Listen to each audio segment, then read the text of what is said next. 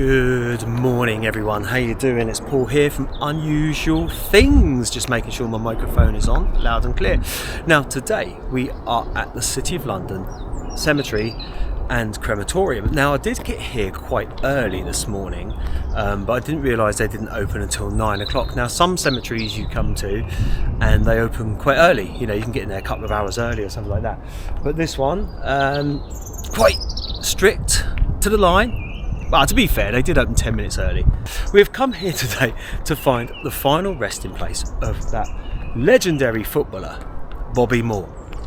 You know, the good old number 6, strong, defensive captain that we had that led us to the 1966 World Cup. And not only did he lead us to the World Cup, but we beat West Germany.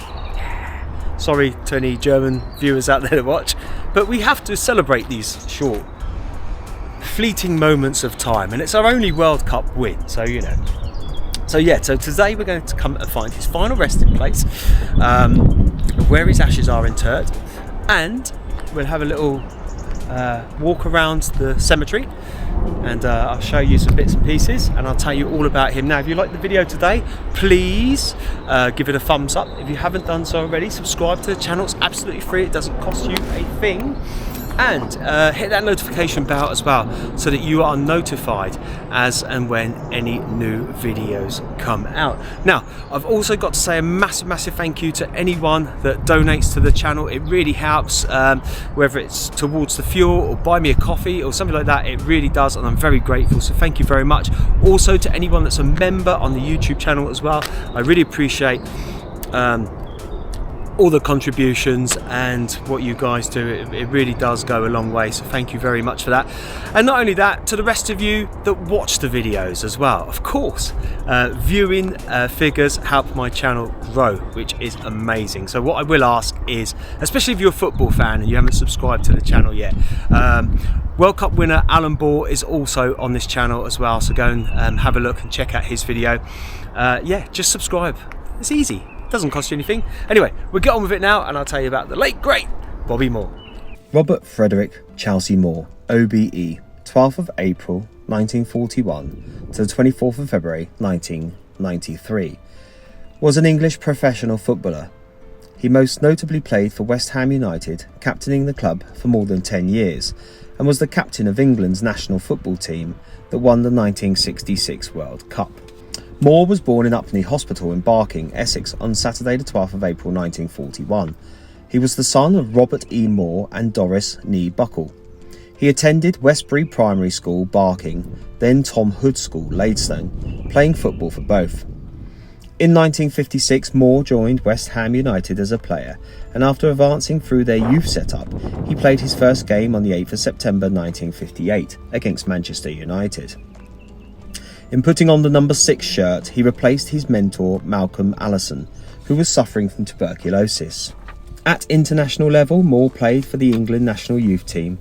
The team reached the UEFA Youth Tournament final in 1958 and won the British Amateur Youth Championship that year. Alongside Jeff Hurst, both played in the 1959 FA Cup youth team final that lost to Blackburn Rovers 1-2 on aggregate.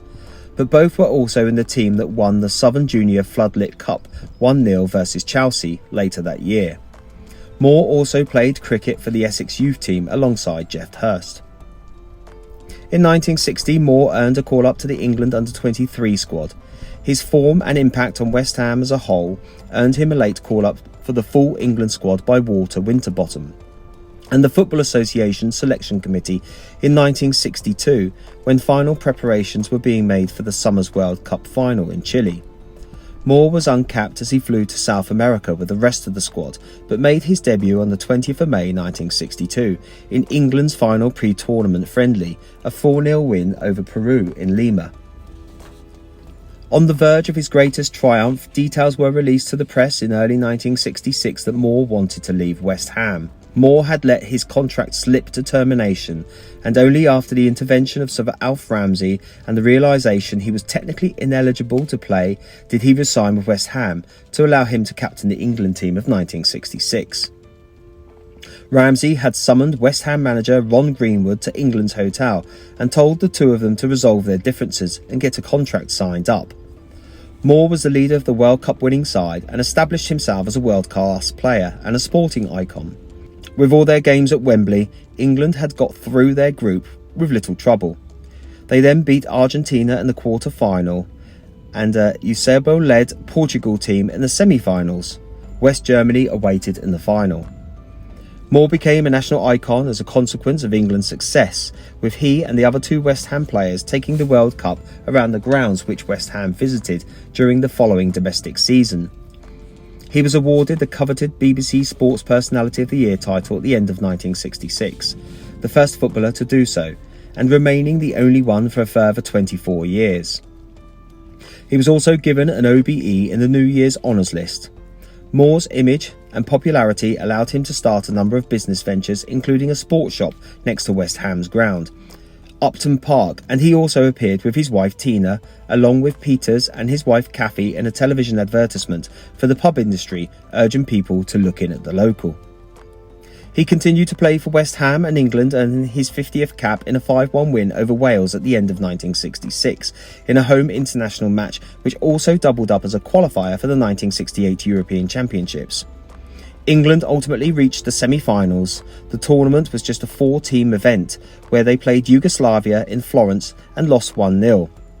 England as champions did not have to qualify for the next World Cup, and Moore remained the first name on Ramsey's team sheet, winning his 78th cap prior to the squad's flight to South America for a short period of altitude acclimatization before going on to the finals in Mexico. On the 10th of August 1970, Moore received an anonymous threat to kidnap his wife and hold her to a £10,000 ransom. This caused him to pull out the pre-season friendlies against Bristol City and Bournemouth. However, his services to West Ham were rewarded with a testimonial match against Celtic at the end of 1970. Although Moore was seen as an icon and a perfect influence on the game, he was not without his faults or controversies. On the 7th of January 1971, he and 3 West Ham teammates, Jimmy Greaves, Brian Deere and Clyde Best, were all fined by West Ham manager Greenwood after going out drinking in a nightclub until the early hours of the morning, prior to an FA Cup third round tie against Blackpool. The nightclub in Blackpool was owned by Moore's friend, boxer Brian London. West Ham lost the tie 4-0, and they were all fined a week's wages. Blackpool were the bottom of the Division 1 at the time, and they were relegated at the end of the season. Coincidentally, Moore was featured on TV as the subject of This Is Your Life the night before. Brian Glanville stated that it was not uncommon for Moore to drink heavily, but he was often seen training with West Ham the next day, working off the alcohol he had consumed the night before.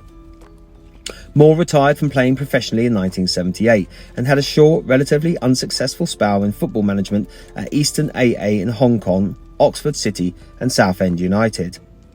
He became manager of Southend United in 1984. In his first full season, 84-85, Southend narrowly avoided having to apply for re-election to the Football League and severe financial difficulties. However, the side was gradually rebuilt, and in the 1985-1986 season, Southend started well and were in the promotion race until the new year, before eventually finishing 9th. Moore's first cancer scare was in 1964, 2 years before England's first World Cup win. A diagnosis of testicular cancer treated by orchidectomy of one, it had not spread. In April 1991, Moore underwent an operation for suspected colorectal cancer. At the time, it was reported as an emergency stomach operation. On the 14th of February 1993, he announced he was suffering from colorectal cancer and liver cancer. By this time, it had spread. 3 days later, he commented on an England match against San Marino at Wembley, alongside his friend Jonathan Pearce. Moore attended a dinner after the match and made a presentation. That was to be his final public act. He died 7 days later on the 24th of April, 6:36 a.m, 47 days short of his 52nd birthday. He was the first member of the England World Cup winning side to die. Moore's funeral was held on the 2nd of March 1993 at Putney Vale Crematorium, and his ashes kept in the plot of his father, Robert Edward, died 1978, and his mother, Doris Joyce, died 1992 at the City of London Cemetery and Crematorium. So there's all the information there about the late, great Bobby Moore, and how sad that he was the first World Cup winner to pass away, you know, after what he did for the country and for his team, of course. Okay, so I've been having a good look around. Do you know what? I think I found it. So here we have it. Let's just clear some of the debris off there.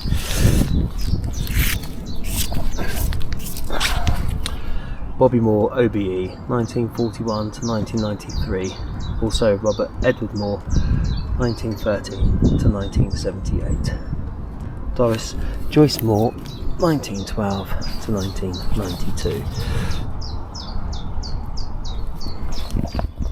So we have it, the final resting place of Bobby Moore OBE. I've got to say a massive thank you, Bobby. What an amazing football player you were, what an amazing person you were, charismatic and an all-round top guy. 1966 World Cup winner. Bless you. Thank you, Bobby. So there we have it, the final resting place of Bobby Moore, and what an absolute legend he was. What an amazing character he was as well. You know, very meticulous in the way he had his clothes and very smart and just seemed like an all-round, all-together guy. Obviously he had his downfalls like we all do in life, none of us are perfect, but you know, what we got to give him credit for is having that little 1 star that us England fans still have and will have probably for a long time. Hopefully we'll get another one soon at some point. Yeah, Bobby Moore there. So thank you as always everyone that watched today. If you liked the video, please give it a thumbs up. If you haven't done so already, subscribe to the channel, leave your comments down below. That's the most important part, guys. And like I said earlier on, don't forget Alan Ball's video is on there if you're into your football. Also Ray Wilkins is on the channel as well if you're a Ray Wilkins fan. And I will see you all on the next one. Take it easy.